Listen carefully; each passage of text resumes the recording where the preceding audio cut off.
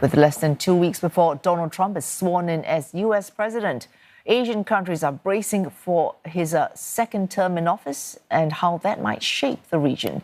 One of Washington's oldest and most strategic Asian allies, that's the Philippines, remains hopeful that ties with the U.S. will stay strong. Foreign Affairs Secretary Enrique Manalo tells CNA's Leong Wai-kit what Manila is hoping for under Trump 2.0 in this exclusive interview. Much of this military cooperation, defense cooperation, is really part of our mutual defense treaty. I mean, it emanates all from there, plus various other arrangements like our visiting forces agreement. So I think these are really based on commitments which we have had with the United States for the past, 75 years. And even in the first Trump administration, these continued.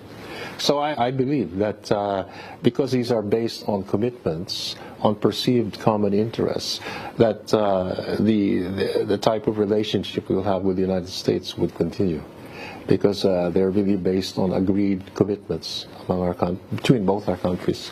Have the Philippine side reached out to the U.S. side to get a sense of Mr. Trump's direction? Well, the President Marcos and President Trump had a very good phone conversation where they both indicated their commitment to our alliance and our important partnership.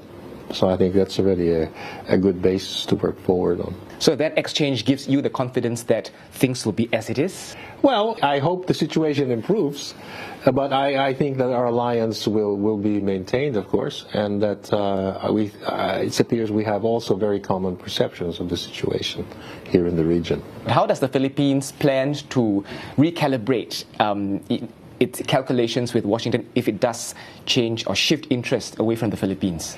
Really, we're moving forward on the basis of what we've done in the past years, even including the previous Trump administration. So I think that the fact that our alliance has gotten stronger, our partnership has been stronger, and we now have many areas of cooperation. I think these are really areas that the Philippines will continue to work on and strengthen. And I'm not only talking about defense and military, but on economic cooperation.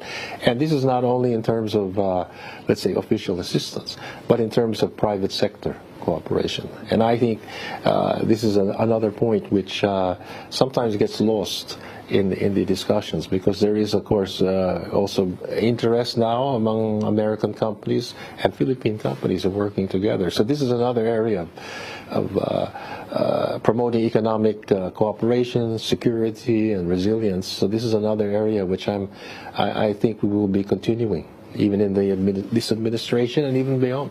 Are there any updates on Manila's bid to buy U.S. missiles? Well, all I can say is what you've read in the papers, but I just want to say that this is the missiles are really an attempt to modernize our defense forces, and that they would certainly be intended only to enhance our defense capabilities. That's the only reason, if that were ever to occur. How prepared is Philippines to step up if, let's say, you have these systems and there's a regional situation that requires the Philippines to step up? How ready are you planning to do that? Oh, we're not yet there. I think the whole idea is just to increase our capacity and our capability in the event any situation would warrant their use. But, you know, the Philippines, as even the President has always said, we are definitely committed to peace in the region, promoting peace and stability. And so any kind of upgrade, modernization of our defense capabilities are really to improve our own defensive capacities, and not for any other type of action.